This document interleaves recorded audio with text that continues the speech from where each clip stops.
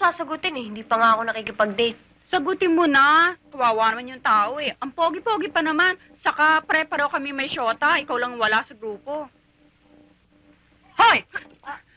Narinig ko pinag-uusapan ninyo, lalaki ha? Kabilin-bilinan ko sa inyo, ayoko pinag-uusapan ang lalaki. Eh, ano gusto niyo pag-usapan namin? Babae. Eh, puro babae na nga kami dito eh.